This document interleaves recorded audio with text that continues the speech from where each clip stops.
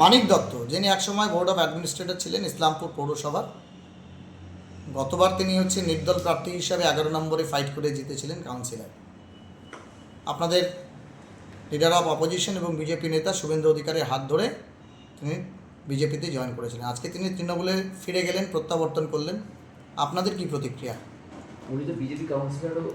হ্যাঁ, নিজেকে BJP councillor বলেই পরিচিত হতেন এতদিন। প্রথমেই আপনাদেরকে জানাই, মানিক দত্তের সুস্বাস্থ্যের জন্য ওনাকে ধন্যবাদ জানাই, কেননা উনি যখন থেকে বিজেপি জয়েন করেন তারপর থেকে উনি অসুস্থ, ফোন করলে অসুস্থ বলতেন। তো যাই হোক, বিষয়টা এমন, আজকে উনি হয়তো ভাবলেন যে যখন 2024 এদিকে চলে আসুন।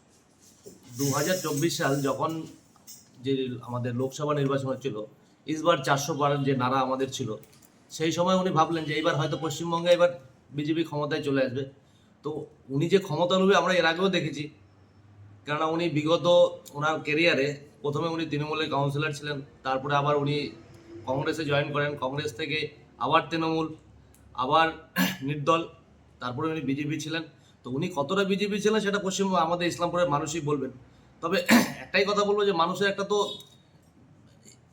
চরিত্র হয়, মানুষের লজ্জা আছে, ঘৃণা আছে, সব কিছু আছে।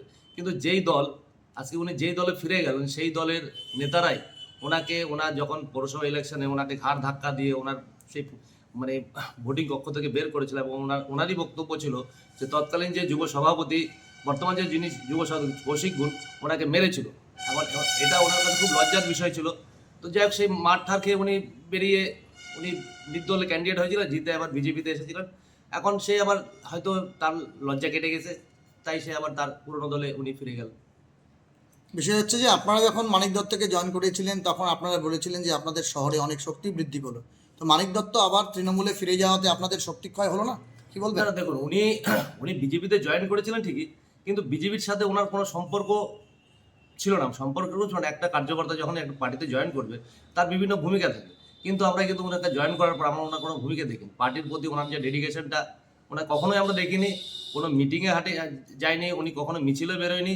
উনি, ওনার সাথে যোগাযোগ করতাম আমরা, কিন্তু উনি একটা, যেহেতু ওনার বলেছিলাম যে উনি একটা সুযোগ সন্ধানী ব্যক্তি, 2024 লোকসভা ইলেকশন চলছে, তখন উনি ওই ওই প্রাককালে কিন্তু জয়েন করেছিলেন যে ইসবার 400 পার। সেই আবহে উনি ভেবেছিল পশ্চিমবঙ্গে এইবারই হয়তো পাল্টি হয়ে যাবে, তাহলে ইসলামপুরের পৌরসভা চেয়ারম্যান হওয়ার সম্ভাবনা একটা আশা রেখেছিল। বিভিন্ন তৃণমূলের কাউন্সিলরদের পাল্টি মানে উনি বিজেপিতে এনে চেয়ারম্যান হবে এই ভাবনা রেখে। আর বর্তমানে তৃণমূলের যিনি ক্যান্ডিডেট কানাইলাল আগরওয়াল, উনি বর্তমান চেয়ারম্যান। তো উনি এবার ভাবলেন যে এবার যদি উনি বিধায়ক হয়ে যান তাহলে চেয়ারম্যানের পোস্টটা ফাঁকা হবে। তো ওটা ভেবে হয়তো যিনি তৃণমূলের ক্যান্ডিডেট, ওটা ওনাকে হয়তো একটা লোভ দেখিয়েছে, আর সেই লোভ উনি গিলে নিয়েছে, এবার তাই হয়তো তৃণমূলে জয়েন করেছে। তবে উনি কখনোই আমাদের সম্পদ ছিলেন না, কারণ বিজেপি একটা সাংগঠনিক দল, এবং এখানকার যারা কার্যকর্তা এরা অনেকটাই মানে নিজের দলের প্রতি আস্থাশীল। আর যারা এই দল করে তারা জানে, এবার যারা হঠাৎ আসে হঠাৎ যায় তাদের সম্বন্ধে আমাদের বিশেষ কিছু বলার নেই। বললাম দলীয়ভাবে আপনাদের এখন কি সিদ্ধান্ত হবে, কারণ উনি তো চলে গেলেন। সিদ্ধান্ত কি আছে, উনি, বললাম তো, উনি পার্টিতে কবে আসছেন, ওনাকে দেখেছি একদিন জয়েন করেছে আমাদের। আমি তখন তৎকাল মন্ডল সভাপতি ছিলাম, টাউন সভাপতি ছিলাম, আমি ওনাকে বরণ করেছিলাম এই পার্টি অফিসে। তো এরপরে ওনার ভূমিকা ছিল না বললে চলে। এবং এইবার ইসলামপুরের মানুষ যখন তৃণমূলকে জবাব দিবে, এবার তৃণমূলের যে বিধানসভা ইলেকশনে যে তৃণমূলকে ঠিকঠাক জবাব দিবে, এবার ইসলামপুর বিধানসভা বিজেপি আসবে। এবং আগামীতে কানেল আমাদের যে যিনি দল ত্যাগ করলেন, উনি বিজেপিতে ছিলেন বলে, মানিক দত্ত, তো ওনাকেও কিন্তু মানুষ ঠিক জবাব দেবে, হয়তো ওনার 11 নম্বর থেকে মানুষ জবাব দেবে। কারণ তখন একটা আবেগের বিষয় ছিল। ওনাকে তৃণমূলের নেতারা, উনি বারবার সব যেখানে যেতেন প্রচারে, যে তৃণমূলের নেতা অসিক গুণ কানাই আমাকে মেরেছে, অপমান করেছে, ঠিক আছে, সেই আবেগে উনি হয়তো তৎকাল কাউন্সিলর হয়েছিলেন। তো আগামীতে সেই মানুষই আবার ওনাকে জবাব দিবে। মানুষের যেই ওনার যেভাবে মানুষকে আবেগ ঘন করে উনি জিতেছিলেন, সেইভাবেই মানুষ জবাব দিবে আগামীতে। আপনারা এই বিষয়টা কি আপনাদের দলের যারা শীর্ষ নেতৃত্ব আছে, কারণ তখন আপনি মণ্ডল সভাপতি ছিলেন, আপনার হাত ধরেই আপনি দেখা যাচ্ছে বেশ কিছু ছবিতে ইতিমধ্যে সংবাদ মাধ্যমে যে আপনি তাকে মালা পরে বরণ করে পার্টিতে ডেকে নিচ্ছেন, এই ছবিটাও ভাইরাল হয়েছে। আপনারা কি দলীয়ভাবে এই বিষয়টা জানাবেন যে আজকে যে দল পরিবর্তন করলেন মানিক দত্ত? জানানোর বিষয় কি, আমরা এর আগে উনি দল পরিবর্তনের আগেই আমরা জানিয়েছি যে উনি কোনো রকম পার্টির কোনো কার্যক্রমে অংশগ্রহণ করেন না, উনি কোনো মিটিংয়ে আসেন না, মিছিলে যান না। তো আমাদের যেটা দলীয় উপর থেকে বলতো যে ওনার আশা বাদ দাও, উনি অসুস্থ ব্যক্তি, উনি থাকবে। এখন ওই যে বললাম, হয়তো ওই যে বললাম বিধায়ক, ওনার আশা একটা হয় যে কানাইলাল আগরওয়াল যদি বিধায়ক হয়ে যায় তাহলে চেয়ারম্যানের পোস্টটা ফাঁকা থাকবে। যদি একটু আবার ওই ললিপপটা যে হয়তো কানাইলাল আগরওয়াল দেখিয়েছে, উনি হয়তো ললিপপটা খেয়ে নিয়েছে।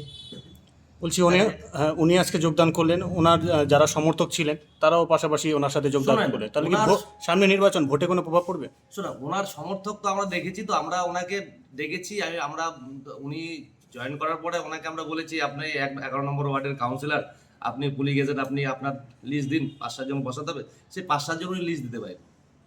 এর থেকে ওনার থেকে আর কি আশা করবো? আর ওনার যে সমর্থক, আমরা বিগত মোটামুটি ধরো ওনার সাথে 1.5 বছর রাজনীতিতেও আমাদের সাথে ছিলেন, ওনার যে কজন সমর্থক ছিলেন সেটা আমরা দেখেছি। ওনার সাথে যারা যে কজন গিয়েছেন সবই ওরা তৃণমূলই করে।